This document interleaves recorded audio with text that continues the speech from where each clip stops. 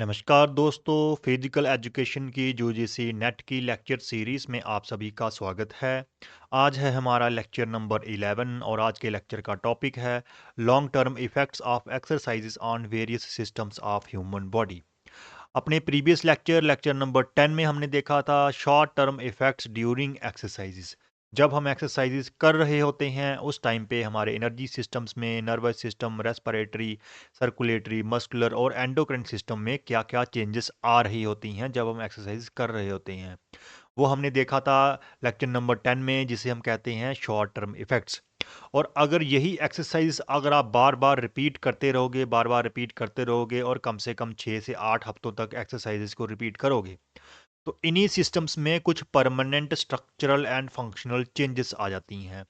उन्हीं permanent structural and functional changes को हम कहते हैं long term effects of exercises on various body systems. तो आज हम यही समझेंगे। सबसे पहले हम स्टार्ट करते हैं रेस्पिरेटरी सिस्टम से।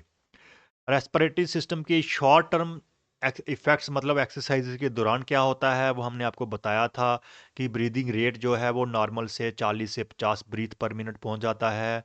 जो एक्टिविटीज़ हैं रेस्पिरेटरी मसल्स की वो बढ़ जाती हैं, रेस्पिरेटरी मसल्स ज़्यादा काम करते हैं उस टाइम पे एक्सरसाइजेस के दौरान। टाइडल वॉल्यूम जो है वो बढ़ जाता है, 2 से 3 लीटर हो जाता है। हमारा पल्मोनरी वेंटिलेशन जो है वो बढ़ के 200 लीटर पर मिनट तक हो जाती है, क्योंकि टाइडल वॉल्यूम बढ़ चुका होता है, ब्रीदिंग रेट भी बढ़ चुका होता है। उस हमारी डिफ्यूज़न कैपेसिटी भी बढ़ जाती है।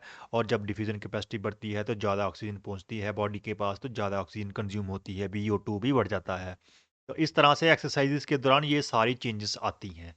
तो अगर ये बार-बार एक्सरसाइज़ होंगी तो बार-बार चेंजेस आएँगी। जब बार-बार चेंजेस आएँगी, हम लॉन्ग टर्म इफ़ेक्ट करेंगे तो हमारे बॉडी पे, हमारे रेस्पिरेटरी सिस्टम पे एक ऑप्टिमम लोड पड़ता है। ऑप्टिमम लोड पड़ने की वजह से कुछ परमानेंट चेंजेस आ जाती हैं हमारे रेस्पिरेटरी सिस्टम में। स्ट्रक्चरल भी हो सकती हैं और फंक्शनल भी हो सकती हैं। तो चलिए उनको देखते हैं। तो जब भी हम एक्सरसाइज़ करते हैं, आपको पता है हमारी जो एक्सरसाइज़ेज़ होती हैं वो 2 तरह की हैं। जहाँ तो हम एरोबिक एक्सरसाइज़ेज़ करते हैं, जहाँ फिर एनएरोबिक एक्सरसाइज़ेज़।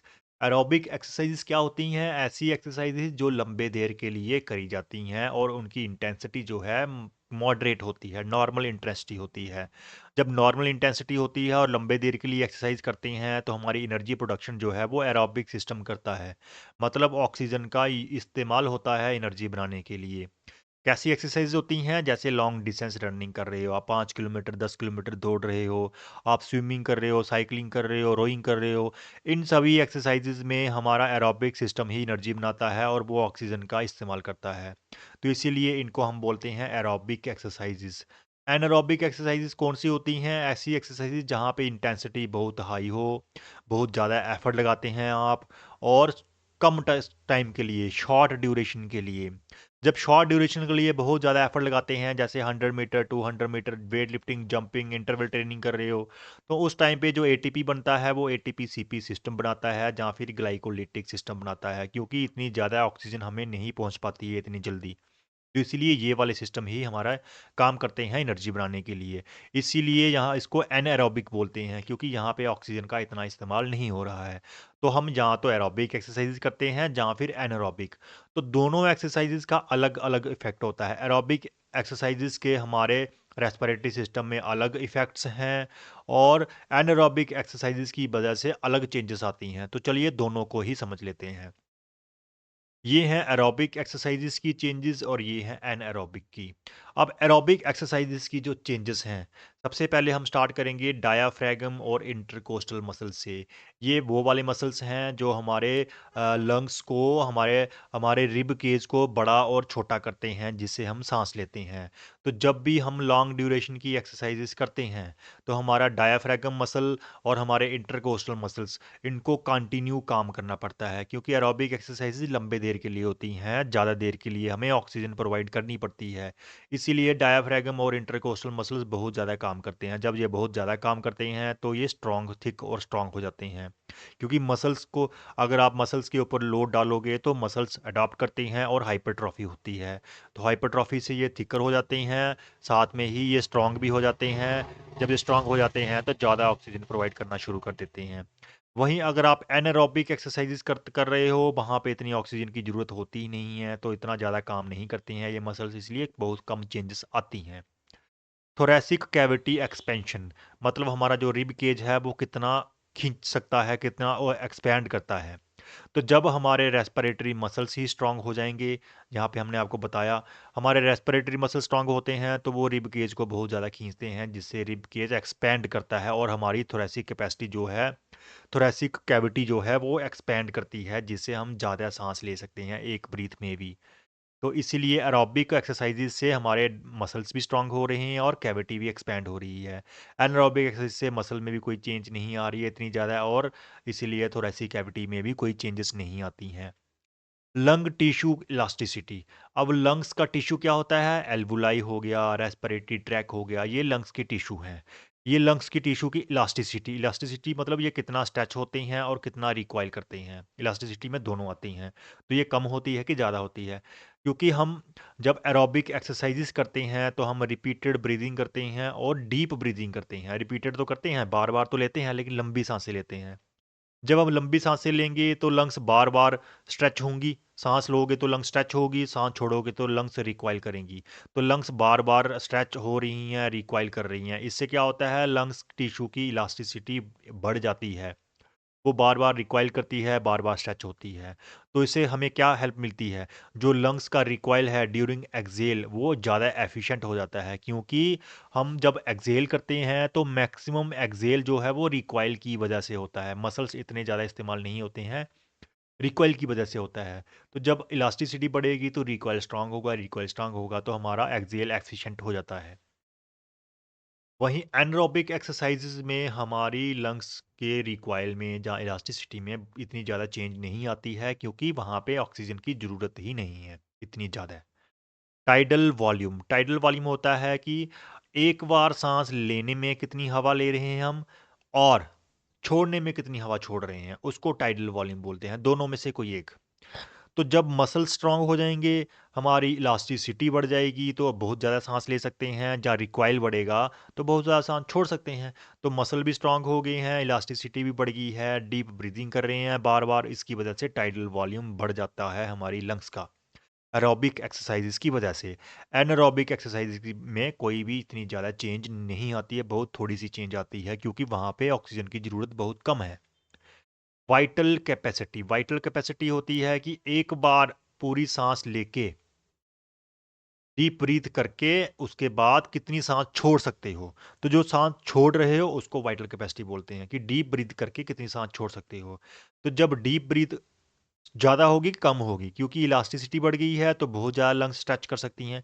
तो बहुत ज़्यादा साँस हम इन्हेल कर लेंगे, जितनी ज़्यादा इन्हेल करेंगे उसके बाद रिकॉइल भी बढ़ गया है, रेस्पिरेटरी मसल भी स्ट्रॉन्ग है। तो हम बहुत ज़्यादा साँस लेंगे पहले, उसके बाद बहुत ज़्यादा साँस छोड़ भी सकते हैं। क्योंकि बहुत ज़्यादा ली है तो ज़्यादा ही छोड़ेंगे। तो वाइटल कैपेसिटी बढ़ जाती है एरोबिक एक्सरसाइज़ करने से। वहीं हमारी एनारोबिक एक्सरसाइज़ करने से इतना जो कोई सिग्निफिकेंट चेंज नहीं आता है हमारी वाइटल कैपेसिटी पे। पल्मोनरी वेंटिलेशन का मतलब है कि total air moved in and out in 1 minute. 1 minute में हम कितनी सांस ले रहे हैं प्लस कितनी छोड़ रहे हैं, यहाँ पे दोनों को प्लस करके होता है, ठीक है। तो जब टाइडल वॉल्यूम बढ़ गया तो हम ज़्यादा सांस लेंगे और ज़्यादा छोड़ेंगे, जब उसके बाद पल्मोनरी वेंटिलेशन ऑटोमेटिकली बढ़ जाती है। टाइडल वॉल्यूम बढ़ने से पल्मोनरी वेंटिलेशन बढ़ जाती है। वहीं एनारोबिक एक्सरसाइजेज में कोई ज़्यादा इफेक्ट नहीं होता है। रेस्टिंग ब्रीदिंग रेट का मतलब होता है कि ब्रीदिंग रेट ड्यूरिंग रेस्ट। जब आप कोई एक्सरसाइज नहीं कर रहे हो तो उस टाइम पे आप कितनी कितनी बार सांस ले रहे हो 1 मिनट में। तो जब टाइडल वॉल्यूम बढ़ जाता है, क्योंकि एक्सरसाइज करने से एरोबिक एक्सरसाइज करने से टाइडल वॉल्यूम बढ़ जाता है, टाइडल वॉल्यूम बढ़ेगा तो हम एक सांस में ज़्यादा सांस लेंगे। अगर पहले एक सांस में 100 ml ले रहे थे तो फॉर एग्जांपल टाइडल वॉल्यूम बढ़ने से 150 ml आप एक सांस में ले रहे हो फॉर एग्जांपल, ठीक है। तो टाइडल वॉल्यूम बढ़ गया तो जब ज़्यादा सांस एक ही बार में ले लोगे तो हमें कम सांसें लेनी पड़ेंगी हमारे बॉडी की डिमांड्स को पूरा करने के लिए। इसीलिए रेस्टिंग ब्रीदिंग रेट जो है वो कम हो जाता है। हम कम सांसें लेते हैं, कम सांसों से ही हमारा काम चल जाता है क्योंकि एक सांस ही बहुत बड़ी-बड़ी हो जाती है। तो इसीलिए रेस्टिंग ब्रीदिंग रेट डिक्रीज़ हो जाता है। वहीं एनाएरोबिक एक्सरसाइज़ेज़ में इसका कोई चेंजेस नहीं आती हैं। पल्मोनरी कैपिलराइज़ेशन कैपिलराइजेशन का मतलब है कि हमारे जो एल्वुलाई होते हैं उनके, आपको पता है, उनके सराउंडिंग पे ब्लड वेसल्स होती हैं। एल्वुलाई के आगे पीछे ब्लड वेसल्स लिपटी हुई होती हैं, तो उनको पल्मोनरी कैपिलराइजेशन बोलते हैं। तो जब भी हम एरोबिक एक्सरसाइजेज करते हैं तो हमारी ऑक्सीजन डिमांड्स बहुत ज़्यादा बढ़ जाती हैं। हम लगातार डेली, हमें ज़्यादा ऑक्सीजन चाहिए। जब डेली ज़्यादा ऑक्सीजन चाहिए तो उससे स्टिमुलेट होता है एंजियोजेनेसिस। एंजियोजेनेसिस मतलब formation of new blood vessels. तो हमारे एल्बुलाई के सराउंडिंग में ज़्यादा ब्लड वेसल्स बनना शुरू हो जाती हैं। किसकी वजह से? एरोबिक एक्सरसाइजेज की वजह से। तो जब ज़्यादा ब्लड वेसल्स होंगी तो ज़्यादा ब्लड सप्लाई आएगा, एल्वुलाई को ज़्यादा ब्लड मिलेगा, एल्वुलाई को ज़्यादा ब्लड मिलेगा तो ज़्यादा ऑक्सीजन एक्सचेंज होगी। वहीं नंबर ऑफ एल्वुलाई कभी नहीं बढ़ते हैं। सिर्फ ब्लड जो एल्वुलाई हैं उसके आगे पीछे ब्लड वेसल्स बढ़ जाती हैं, एल्वुलाई का नंबर नहीं बढ़ता है। इसमें एरोबिक एक्सरसाइजेज में। एनारोबिक में कोई ज़्यादा चेंज नहीं आती है, कितनी ब्लड वेसल्स नहीं बढ़ती हैं एल्वुलाई के सराउंडिंग, मतलब पल्मोनरी कैपिलराइजेशन नहीं होती है। Diffusion capacity. डिफ्यूज़न कैपेसिटी क्या है कि एल्बुलाई के पास सांस पहुंच गई है और वहां से ऑक्सीजन जो है वो ब्लड में जानी है, ब्लड से कार्बन डाइऑक्साइड एल्बुलाई में आनी है। तो जब हमारे एल्बुलाई में बहुत ज़्यादा सांस पहुंच रही है, क्यों पहुंच रही है? क्योंकि हमारी जो वेंटिलेशन बढ़ गई है तो ज़्यादा सांस पहुंचेगी। उसके बाद ब्लड एल्बुलाई के सराउंडिंग में हमारे ब्लड वेसल्स भी बढ़ गई हैं, कैपिलराइजेशन हो रही है। कैपिलराइजेशन होने से ज़्यादा ब्लड भी पहुंचेगा। जब ब्लड भी बहुत ज़्यादा पहुंच रहा है, सांस भी बहुत ज़्यादा पहुंच रही है, तो डिफ्यूजन कैपेसिटी क्या होगी? डिफ्यूजन कैपेसिटी बढ़ जाएगी, बहुत ज़्यादा ऑक्सीजन जो है वो ब्लड में जाएगी, कार्बन डाइऑक्साइड से, कार्बन डाइऑक्साइड ब्लड से हमारे एल्बुलाई में आ जाएगी। Due to increase in capillary network around एल्बुलाई the surface area of gas exchange increase that leads to more exchange. ठीक है। एनारोबिक में कोई इंप्रूवमेंट नहीं होती है डिफ्यूजन कैपेसिटी में। अब बात आती है BO2 मैक्स की। BO2 मैक्स क्या होता है कि एक्सरसाइजेज के, मैक्सिमम इंटेंसिटी की एक्सरसाइजेज के दौरान हम कितनी ऑक्सीजन को कंज्यूम कर पा रहे हैं, उसको BO2 मैक्स बोलते हैं। तो जब हम बहुत ज़्यादा, हमारी वेंटिलेशन बढ़ चुकी है, हमने ऊपर देखा ना पल्मोनरी वेंटिलेशन बढ़ जाती है, तो जब हम बहुत ज़्यादा सांस ले रहे हैं और वो सांस, हमारी डिफ्यूजन कैपेसिटी भी बढ़ गई है, बहुत ज़्यादा ऑक्सीजन को हम क्या कर रहे हैं, पहले तो ऑक्सीजन एनवायरनमेंट से खींच रहे हैं, उस ऑक्सीजन को ब्लड में पहुंचा रहे हैं, ब्लड उस ऑक्सीजन को हमारे मसल्स तक पहुंचाता है, तो मसल्स के पास बहुत ज़्यादा ऑक्सीजन पहुंच जाती है, जिससे वो बहुत ज़्यादा ऑक्सीजन को यूज़ करते हैं। तो इससे क्या हो रहा है?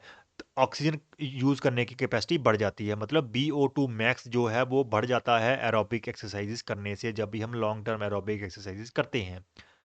वहीं एनारोबिक एक्सरसाइज करने से BO2 मैक्स नहीं बढ़ेगा, क्योंकि यहाँ पे ऑक्सीजन का इतना रोल ही नहीं है।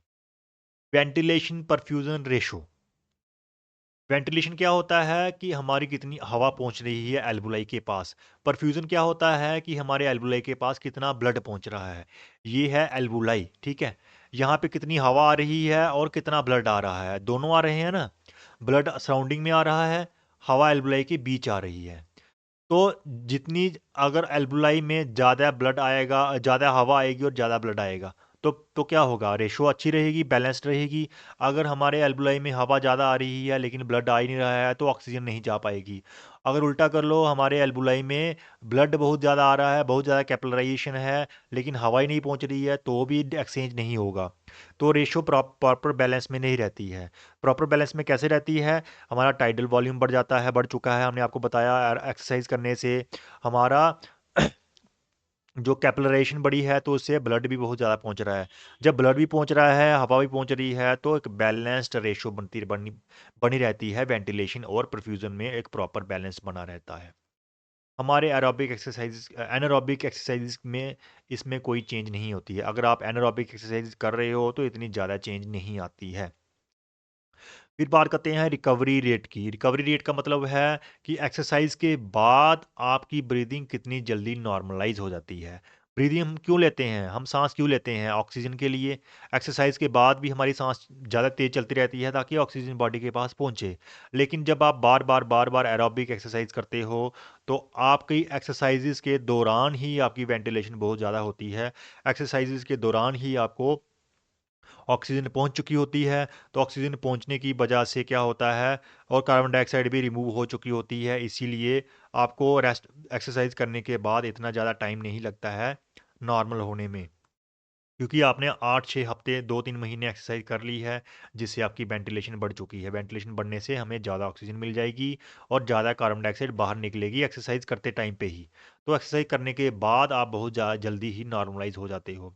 वहीं एनारोबिक एक्सरसाइज़ेज़ में ऐसी कोई चेंजेस नहीं आई हैं, जब ये चेंजेस नहीं आए तो रिकवरी स्लो होती है। एक्सरसाइज करने के बाद, बैठने के बाद भी आपको बहुत टाइम लगता है नॉर्मल होने में।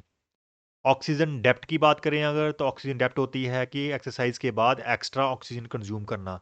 जब आपको एक्सरसाइजेज के दौरान ही ऑक्सीजन मिल रही है, तो आपको ऑक्सीजन डेप्थ इतनी होगी ही नहीं। आपको एक्सरसाइज के बाद इतनी ज़्यादा ऑक्सीजन की ज़रूरत होगी ही नहीं। लेकिन एनारोबिक एक्सरसाइज में ये होता है।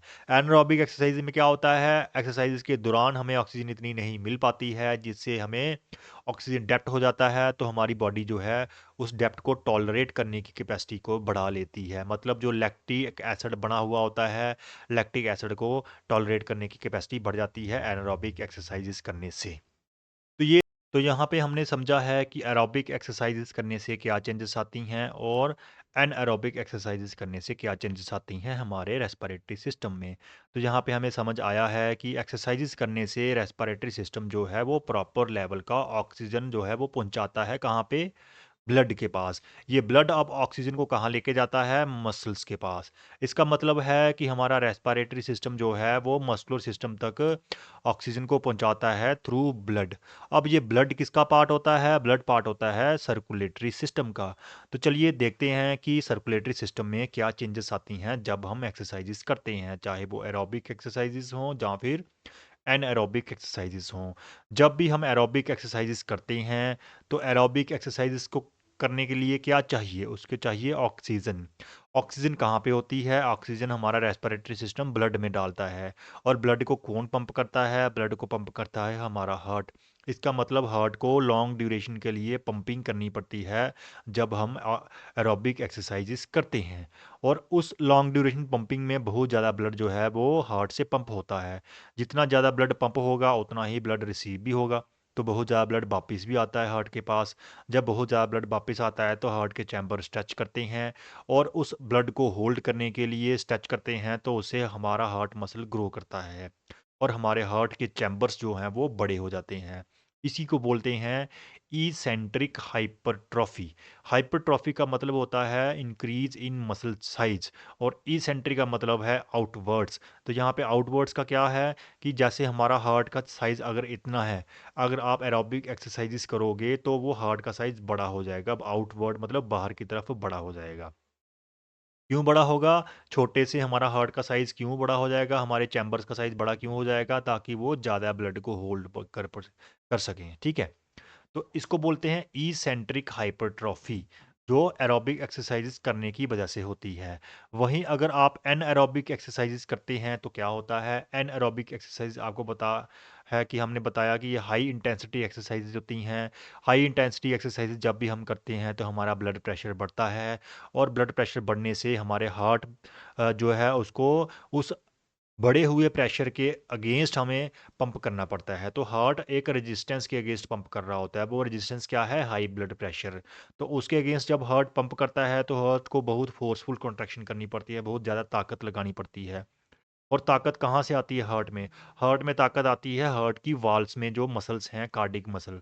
तो हमारे हार्ट की वाल्स के जो मसल्स हैं वो मोटे हो जाते हैं, थिक हो जाते हैं, स्ट्रांग हो जाते हैं, जिससे फोर्सफुल कॉन्ट्रैक्शन कर सकें और इस रेजिस्टेंस के अगेंस्ट ब्लड को पंप कर सकें। जिससे हमारा चैम्बर का साइज़ तो नहीं बढ़ता है, लेकिन हमारी वाल्स जो हैं वो मोटी हो जाती हैं। इसको बोलते हैं कॉन्सेंट्रिक हाइपरट्रॉफी।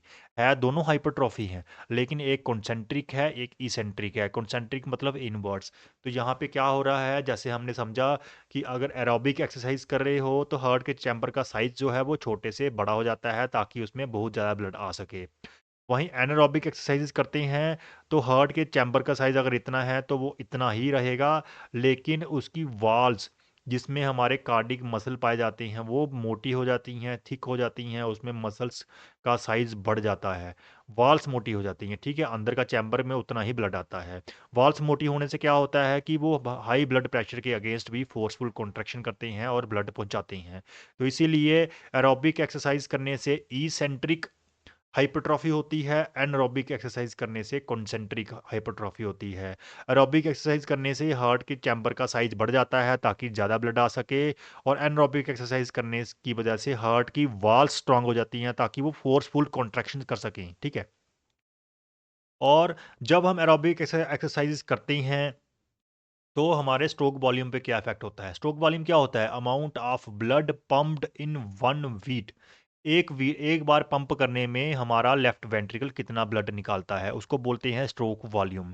तो यहाँ पे हमने देखा कि चैम्बर का साइज ही बड़ा हो गया है, मतलब लेफ्ट वेंट्रिकल अब ज़्यादा ब्लड पंप कर रहा है एक एक पंप में। इसका मतलब है हमारा स्ट्रोक वॉल्यूम भी बढ़ जाता है, और कितना बढ़ता है? वो 60 टू 80 होता है, बढ़ के 100 टू 150 हो जाता है अगर आप रेगुलर एरोबिक एक्सरसाइजेज करते हैं। वहीं एनारोबिक एक्सरसाइजेज में थोड़ा सा बढ़ता है, वो इतना ज़्यादा नहीं बढ़ता है क्योंकि जहाँ पे हमारा चैम्बर का साइज इतना ज़्यादा बड़ा हुआ नहीं होता है, इसलिए कम ब्लड पंप होता है उसके कंपैरिजन में, एरोबिक एक्सरसाइजेज के हार्ट के कंपैरिजन में। तीसरा है ट्रेनिंग ब्रेडिकार्डिया। ब्रेडिकार्डिया का मतलब होता है रेस्टिंग हार्ट रेट कम होना, और ट्रेनिंग ब्रेडिकार्डिया होता है कि रेस्टिंग हार्ट रेट कम होना ट्रेनिंग की वजह से। क्यों होती है? क्योंकि हमने आपको बताया कि जो ट्रेनिंग करता है उसका स्ट्रोक वॉल्यूम 150 ml है, जो नहीं ट्रेनिंग कर रहा है उसका कितना है? 60 ml। तो जो ट्रेनिंग नहीं कर रहा है अगर उसने 600 ml पंप करना है तो उसको 10 बीट करनी पड़ेगी। वहीं 150 वाले को अगर 600 ml पंप करना है तो उसको कितनी बीट करनी पड़ेगी? 4 बीट्स। तो यहाँ पे क्या हो रहा है? जो ट्रेनिंग वाला है उसको कम बीट्स में ही हार्ट को कम बार पंप करना पड़ रहा है, और 600 ml 4 बार पंप करके 600 ml पहुंचा रहा है, क्योंकि एक बार भी 150 पहुंचा रहा है। नॉन ट्रेनिंग वाला उसको 10 बार पंप करना पड़ रहा है। मतलब जो हमारा रेस्टिंग हार्ट रेट है वो एरोबिक एक्सरसाइज करने से गिर जाती है।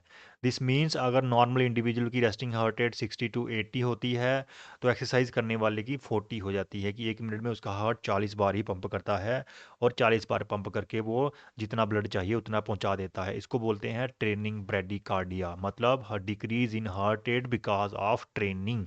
अगर ट्रेनिंग के बगैर अगर आप ट्रेनिंग नहीं करते हो तो भी आपकी हार्ट रेट कम हो गई है तो वो प्रॉब्लम होती है, वो डिजीज़ होती है, डॉक्टर को दिखाना पड़ता है।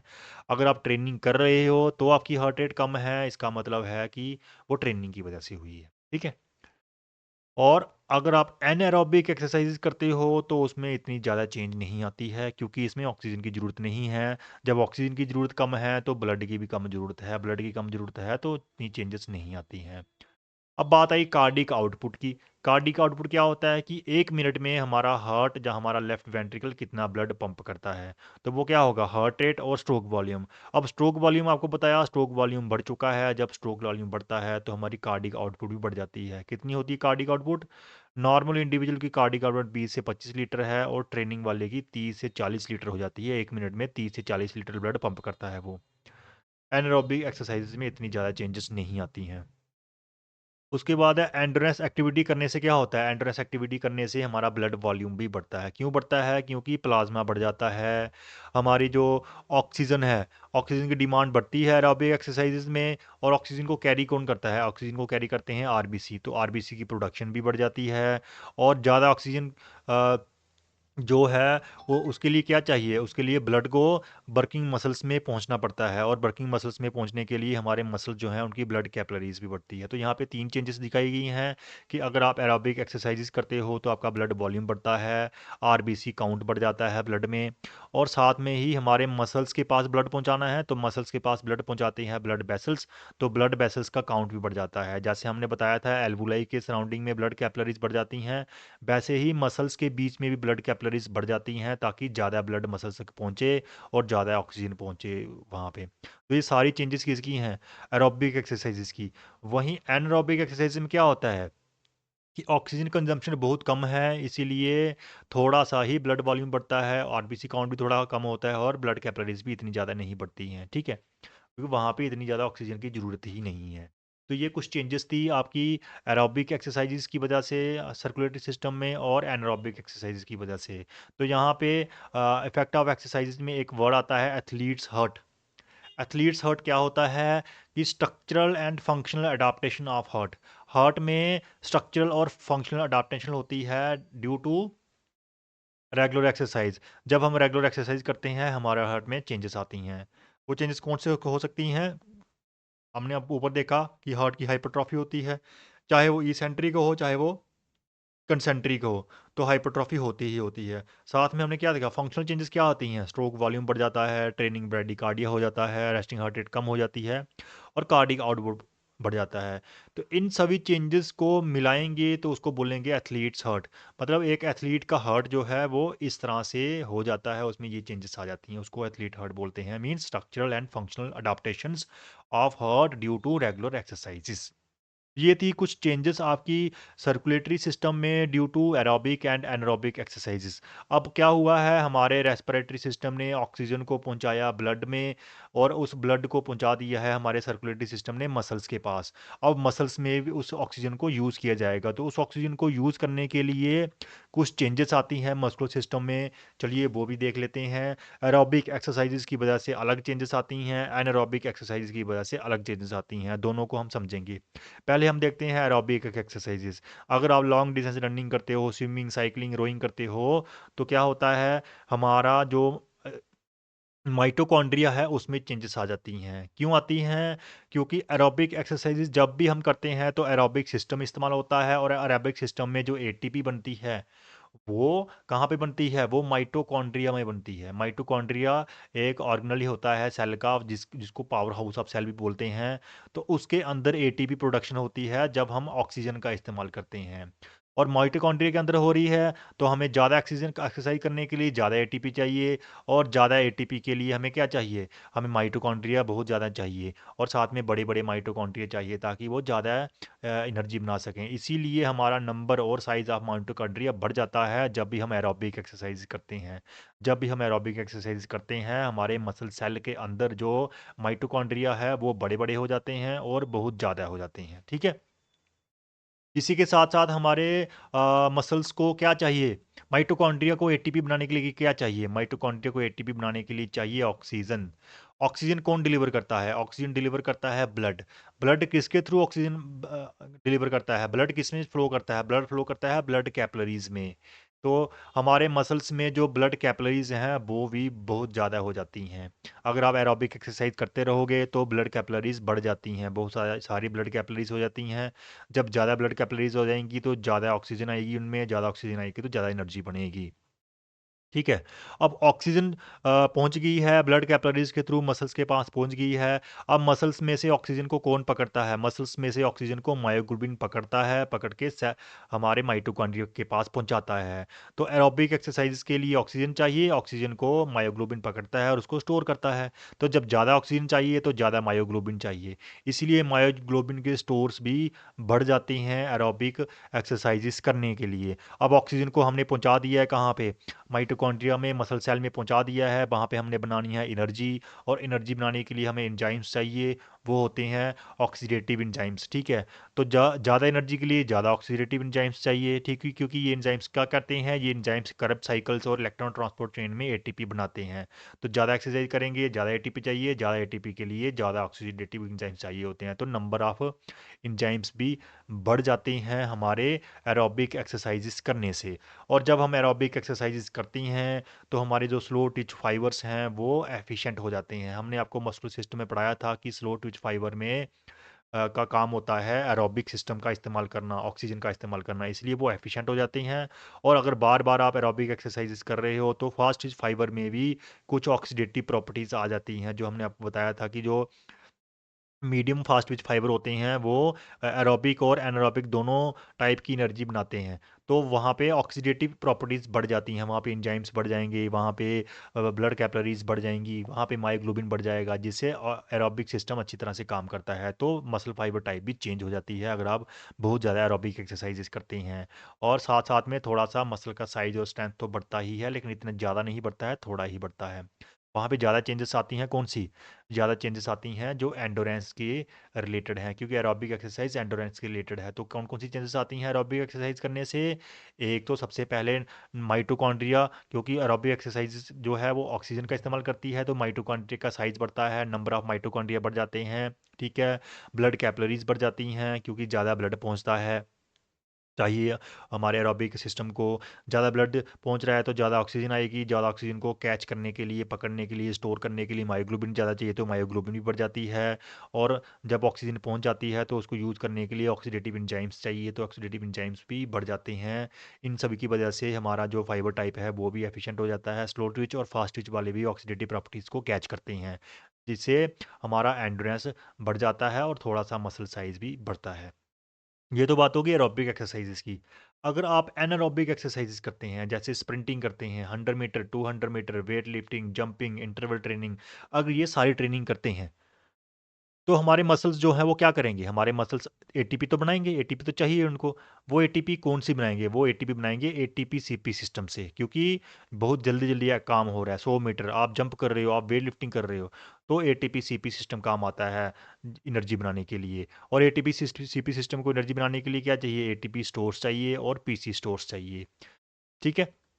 तो अगर आप लगातार एनारोबिक एक्सरसाइज करते रहोगे तो हमारी बॉडी के एटीपी स्टोर्स ज़्यादा हो जाते हैं, हमारी बॉडी ज़्यादा एटीपी स्टोर करना शुरू कर देती है, हमारी बॉडी ज़्यादा फॉस्फोक्रिटेन को स्टोर करना शुरू कर देती है। इसी के साथ साथ आपको पता है कि एनारोबिक एक्सरसाइज में ग्लाइकोलिटिक सिस्टम यूज होता है, एनारोबिक ग्लाइकोलिसिस जो ग्लाइकोजिन का इस्तेमाल करता है। तो जब ग्लाइकोजिन का इस्तेमाल करता है तो जब बार बार होगा तो ग्लाइकोजिन स्टोर भी हमारी बॉडी में बढ़ जाते हैं, क्योंकि हमारे जो एनारोबिक ग्लाइकोलिसिस है वो फैट से एनर्जी नहीं ले सकता है, प्रोटीन से एनर्जी नहीं ले सकता है, वो सिर्फ ग्लाइकोजन से या ग्लूकोज से ही एनर्जी लेता है। अब ग्लाइकोलिटिक सिस्टम यूज़ हो रहा है तो ग्लाइकोलिटिक एंजाइम्स काम आते हैं, क्योंकि वहाँ पे हमने बताया था कि एंजाइम्स की हेल्प से ही ग्लाइकोजन टूटता है। ठीक है? तो एनारोबिक जो एक्सरसाइजेज हैं वो क्या करते हैं, ग्लाइकोलिटिक एंजाइम्स के नंबर को भी बढ़ा देते हैं। और जहाँ पे हमने आपको ये भी बताया था कि ग्लाइकोलिटिक सिस्टम से जो बेस्ट प्रोडक्ट निकलता है वो क्या होता है, वो लैक्टिक एसिड होता है। तो लैक्टेट प्रोड्यूस होता है जिससे हाइड्रोजन आयंस बनते हैं। हाइड्रोजन आयंस क्या करते हैं, ब्लड पीएच को कम कर देते हैं। जब ब्लड पीएच कम होती है तो एंजाइम की एक्टिविटी, जो ग्लाइकोलिटिक एंजाइम्स हैं एनर्जी बनाने वाले, उनकी एक्टिविटी हिंडर हो जाती है, रुकावट आती है, कैल्शियम रिलीज में रुकावट आती है, एक्टिन मायोसिन की इंटरेक्शन में रुकावट आती है। ठीक है? जिससे हम थक जाते हैं, थकान हो जाती है। लेकिन अगर आप डेली बार-बार रिपीट करोगे, बार-बार ये चीज़ें होंगी, बार-बार ब्लड पीएच कम होगी, तो क्या हो जाएगा? उससे हमारी बॉडी की अडॉप्ट करती है, अडॉप्ट करके बहुत ज़्यादा ग्लाइकोलिटिक एंजाइम्स बना देती है, ताकि एंजाइम की एक्टिविटी रुके नहीं, हिंडर नहीं हो। बहुत ज़्यादा एंजाइम्स हो जाते हैं, जो हमने आपको ऊपर बताया भी दिया कि ग्लाइकोलिटिक एंजाइम्स बढ़ जाते हैं। साथ-साथ में क्या होता है कि एनारोबिक ट्रेनिंग से बफर कैपेसिटी डेवलप होती है। बफर कैपेसिटी का मतलब है कि जो हाइड्रोजन आयन्स हैं, उनको वहाँ से बाहर निकालने की कैपेसिटी, जैसे बाइकार्बोनेट आयन, फॉस्फेट कंपाउंड्स ये बनते हैं, ये न्यूट्रलाइज़ कर देते हैं उन आयन्स को, ठीक है? इसी के साथ हमारी कुछ प्रोटीन्स बनती हैं, जो क्या करती हैं, लैक्टेट को मसल से बाहर निकालती हैं। तो अब जितना भी लैक्टेट बनता रहेगा, चाहे बहुत ज़्यादा लैक्टेट बने, तो उससे कोई प्रॉब्लम नहीं होती है। क्यों नहीं होती है? क्योंकि एंजाइम्स भी बहुत हो जाते हैं और बहुत ज़्यादा अगर लैक्टेट बन रहा है तो उसको बाहर निकालने के लिए bicarbonate ion, phosphate ions, proteins बन जाती हैं, तो लैक्टेट को टॉलरेट कर सकती है हमारे मसल्स। तो एनारोबिक एक्सरसाइज करने से लैक्टिक एसिड को टॉलरेंस करने की कैपेसिटी बढ़ जाती है, इन कारणों की वजह से। ठीक है? ये भी एक चेंज है हमारे मसल्स में। इसी के साथ-साथ इंक्रीज़ इन मसल साइज़। जब भी हम एनारोबिक एक्सरसाइज़ करते हैं, जब भी हम जिम करते हैं, तो मसल्स का साइज़ बहुत ज़्यादा चेंज होता है, जिसको बोलते हैं हाइपरट्रॉफी, जिसको हम नीचे आपको समझाएँगे अच्छी तरह से कैसे होता है। अब बस आप याद रखिए कि मसल साइज़ बढ़ता है। और साथ-साथ में अगर आप जिम ट्रेनिंग कर रहे हो, तो आपके टेंडन्स, लिगामेंट भी स्ट्रॉन्ग होते हैं, ठीक है? और ओवरऑल स्ट्रेंथ बढ़ जाती है हमारे मसल्स की। अब ये हाइपरट्रॉफी होती क्या है और कैसे होती है? हाइपरट्रॉफी क्या होती है, increase in cross sectional area of muscle. जो हमारे ये मसल्स हैं, इनका ये पूरा एरिया है, इतना इतना क्रॉस सेक्शन है इसका। ठीक है? ये बड़ा हो जाए तो उसको बोलते हैं हाइपरट्रॉफी। ठीक है? और कैसे होता है, due to enlargement of existing fibres.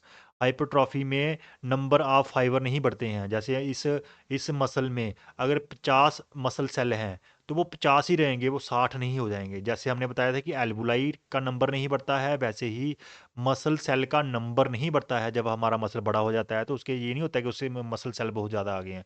Muscle cell उतने ही होते हैं, बस मसल सेल मोटे-मोटे हो जाते हैं। एक मसल सेल जो है वो मोटा हो जाएगा, दूसरा भी मोटा हो जाएगा, पूरा का पूरा मसल ही मोटा हो जाएगा, बड़ा हो जाएगा, साइज़ बढ़ जाएगा। ठीक है? तो क्या होता है, एक्जिस्टिंग मसल फाइबर्स जो हैं वो थिकर हो जाते हैं, हाइपरट्रॉफी हो जाती है उनकी। Number and size of myofibril increase. अब मायोफिब्रिल आपको बताया था हमने मस्कुलर सिस्टम में कि ये मसल है। मसल के अंदर क्या होता है, मसल बंडल होता है। मसल बंडल के अंदर बहुत सारे छोटे छोटे छोटे छोटे क्या होते हैं, मसल सेल होते हैं। ठीक है, ये मसल सेल है। इस मसल सेल के अंदर छोटे छोटे मसल मायोफिब्रिल होते हैं। मायोफिब्रिल किससे बने होते हैं, मायोफिब्रिल बने होते हैं जेड डिस्क के। ये एक जेड सार्कोमेर है, ये दूसरा सार्कोमेर है, ये तीसरा सार्कोमेर है। यहाँ पे आपको एक सार्कोमेर दिख रहा है।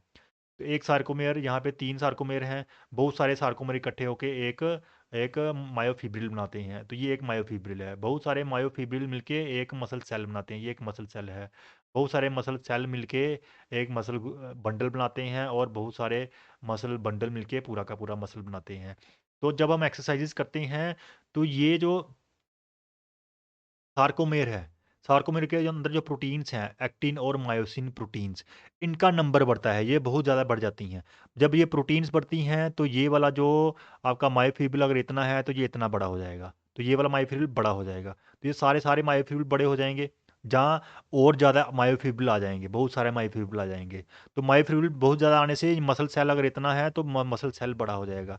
जब एक मसल सेल बड़ा होता है, तो सारे के सारे मसल सेल भी बड़े होते हैं। जब सारे के सारे मसल सेल बड़े होते हैं, तो पूरा का पूरा मसल बड़ा हो जाता है। तो इस तरह से क्या हो रहा है, number and size of myofibril बढ़ जाता है, न्यू सार्कोमेयर ऐड होते हैं। ठीक है, जिसकी वजह से हमारा मसल सेल बढ़ जाता है। और साथ में ही मसल सेल के अंदर सार्कोप्लाज्मा होता है। जैसे हमने पढ़ाया था कि सेल का साइटोप्लाज्म होता है ना, वैसे ही मसल में सार्कोप्लाज्म होता है। तो सार्कोप्लाज्म भी बढ़ता है। सार्कोप्लाज्म बढ़ने से ही मसल साइज बढ़ता है। आपने देखा होगा कुछ लोग जो हैं वो जिम में डायनाबॉल लेते हैं, जहाँ स्टीरॉइड्स लेते हैं, तो उनसे उनका सार्कोप्लाज्म बढ़ता है। इसीलिए उनके मसल्स 10-20 दिन में ही बहुत बड़े बड़े हो जाते हैं। 10-20 दिन में इतनी ज़्यादा सार्कोमेयर या इतनी ज़्यादा प्रोटीन्स नहीं बन जाती हैं। उसमें सार्कोप्लाज़्म बहुत ज़्यादा हो जाता है, बहुत ज़्यादा वाटर रिटेंशन हो जाती है, जिससे सार्कोप्लाज़्म बढ़ जाता है। सार्कोप्लाज़्म बढ़ने की वजह से मसल बड़े-बड़े लगते हैं, फूले हुए लगते हैं। आपने देखा होगा जो स्टीरॉइड्स लेके मसल बढ़ाए हैं, फूले-फूले लगते हैं। तो वो सार्कोप्लाज़्म के बढ़ने की वजह से होते हैं। प्रॉपर जो ट्रेनिंग की वजह से होते हैं, उसमें टाइम लगता है, 2-3 हफ्ते 2-3 महीने लग जाते हैं, ठीक है, प्रोटीन्स को बढ़ने में, ठीक है। तो ये था आपका मसल्स हाइपोट्रोफी, जो ज़्यादातर होती है एनारोबिक एक्सरसाइजेज की वजह से। एरोबिक एक्सरसाइजेज की वजह से ऐसी चेंजेस आती हैं जहाँ से एंडोरेंस प्रोड्यूस होता है, और एनारोबिक एक्सरसाइज से स्ट्रेंथ बढ़ती है। ये थी changes due to permanent changes due to aerobic and anaerobic exercises in muscular system. अब मस्कुलर सिस्टम को कंट्रोल कौन करता है, मस्कुलर सिस्टम को कंट्रोल करता है nervous system and endocrine system. तो रेगुलर ट्रेनिंग क्या करती है, रेगुलर ट्रेनिंग हमारे नर्वस सिस्टम को की एफिशिएंसी को बढ़ा देती है, ताकि वो अच्छा कम्युनिकेट कर सके। हमारा ब्रेन, स्पाइनल कार्ड और मसल्स के बीच में अच्छी कम्युनिकेशन होती है। ड्यू टू रिपीटेड प्रैक्टिस क्या होता है, हमारी नर्व इम्पल्स जो है वो फास्ट ट्रैवल करती है। हमारे कनेक्शंस जो है नर्व्स और मसल्स के बीच में वो स्ट्रांग हो जाते हैं। हमारा कोऑर्डिनेशन बढ़ जाता है, बैलेंस बढ़ता है, रिएक्शन टाइम अच्छा हो जाता है। एक्सरसाइज से क्या होता है, एक्सरसाइज से हमारा ऑटोनोमिक नर्वस सिस्टम जो है, बार बार जब ऑटोनोमिक नर्वस सिस्टम को स्टिमुलेट होना पड़ता है, तो वो अच्छी तरह से काम करता है, जिससे बेटर रेगुलेशन होती है। हार्ट रेट को अच्छी तरह से कंट्रोल किया जाता है, ब्रीदिंग रेट को, ब्लड प्रेशर को अच्छी तरह से कंट्रोल किया जाता है, ठीक है। और लॉन्ग टर्म ट्रेनिंग से ये रिफ्लेक्स एक्शन जो है हमारे, वो स्ट्रेंथन हो जाते हैं। हमारा कंसंट्रेशन बढ़ जाता है, हमारी लर्निंग, मोटर स्किल्स की लर्निंग अच्छी हो जाती है, क्योंकि हमारा पूरा का पूरा सिस्टम ही स्ट्रांग हो चुका होता है, और जिससे हम एक्यूरेट, स्मूथ और एफिशिएंट मूवमेंट्स कर पाते हैं। तो इस तरह से लॉन्ग टर्म एक्सरसाइज करने से नर्वस सिस्टम में भी बहुत पॉजिटिव इफेक्ट्स आते हैं।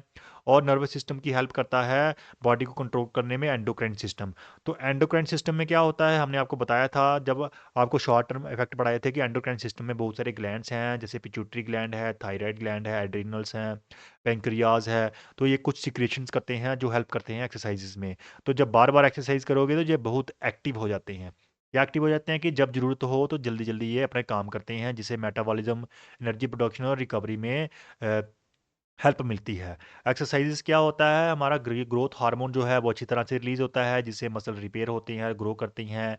इंसुलिन सेंसिटिव हो जाता है, और बेटर ग्लूकोज हमारा उसमें रहता है, ब्लड में रहता है। साथ साथ में ही हमारे स्ट्रेस हार्मोन्स भी रेगुलेट होते हैं, जैसे कॉर्टिसोल। लॉन्ग टर्म एक्सरसाइज करने से हमारा कैल्शियम रेगुलेशन इंप्रूव हो जाता है, क्योंकि हमारा पैराथायराइड हार्मोन जो है वो सिक्रीट करते हैं एक्सरसाइज के दौरान। इसके साथ साथ टेस्टोस्टेरोन लेवल लेवल की सिक्रीशंस बढ़ जाती है, जिससे हमारे स्ट्रॉन्गल मसल्स होते हैं, स्ट्रॉन्गल बोन्स हो जाती हैं। एंडोरेंस बढ़ जाता है और हमारे फिजिकल स्ट्रेस को हैंडल करने की एबिलिटी भी इंप्रूव हो जाती है। तो इस तरह से अगर आप रेगुलर एक्सरसाइज़ करते हैं तो काफ़ी सारी परमानेंट चेंजेस आती हैं हमारे रेस्पिरेटरी सिस्टम में, हमारे सर्कुलेटरी सिस्टम में, हमारे मस्कुलर सिस्टम में, नर्वस सिस्टम में, एंडोक्राइन सिस्टम में और एनर्जी सिस्टम में भी बहुत सारी चेंजेस आती हैं जो हमने डिस्कस कर ली हैं हमारे मस्कुलर सिस्टम में कि एटीपी स्टोर्स बढ़ जाते हैं, पीसी स्टोर्स इंप्रूव हो जाते हैं। जब ऑक्सीजन इंप्रूव होगी तो एनारोबिक सिस्टम अच्छी तरह से काम करेगा, सर्कुलेटरी सिस्टम इंप्रूव होगा तो ऑक्सीजन ज़्यादा मिलेगी, मस्कुलर सिस्टम इंप्रूव होगा तो एटीपी स्टोर्स, पीसी स्टोर्स बढ़ जाएँगे, तो एनर्जी सिस्टम्स भी बहुत अच्छी तरह से काम करते हैं और हमारी बॉडी को बहुत अच्छी तरह से एनर्जी प्रोवाइड करते हैं। तो इस तरह से हमारे जो दोनों टॉपिक हैं वो हैं शॉर्ट टर्म इफ़ेक्ट और लॉन्ग टर्म इफ़ेक्ट, दोनों कवर हो चुके हैं। हमारी बॉडी के ऊपर हमने आपको पूरे सिस्टम्स पढ़ाए, जितने भी सिस्टम्स हैं इन सभी सिस्टम्स की हमने आपको लेक्चर डिलीवर किए हैं अच्छी तरह से डिटेल में। उसके बाद हमने आपको बताया है कि इनमें क्या-क्या चेंजेस आती हैं एक्सरसाइज़ करने से। तो चलिए, अगर आपने अभी तक यहाँ तक वीडियो देख ली है, इसका मतलब आपको हमारा पढ़ाने का तरीका अच्छा लगा होगा, तो ज़रूर कमेंट करें, जिससे हमें मोटिवेशन मिलता है कि जिसको अच्छी लग रही हैं वो, इससे हमें मोटिवेशन मिलती है, हमें और काम करने की मोटिवेशन मिलती है। इसीलिए कमेंट ज़रूर करें और वीडियो को लाइक ज़रूर करें। चलिए मिलते हैं नेक्स्ट वीडियो में with the topic exercises in different environments. अगर आप गर्मी में एक्सरसाइज करते हो, अगर आप ठंड में एक्सरसाइज करते हो, अगर आप ह्यूमिडिटी में एक्सरसाइज करते हो या फिर हाई एल्टीट्यूड पे जाके ट्रेनिंग करते हो, तो इनसे क्या एक्स्ट्रा इफेक्ट होता है? क्या नॉर्मल कंडीशन में एक्सरसाइज करने से और इन कंडीशंस में एक्सरसाइज करने में कोई डिफरेंसेस होते हैं? वो हम जानने की कोशिश करेंगे अपने नेक्स्ट लेक्चर में। चलिए मिलते हैं नेक्स्ट लेक्चर में। Till then take care, good bye, thank you.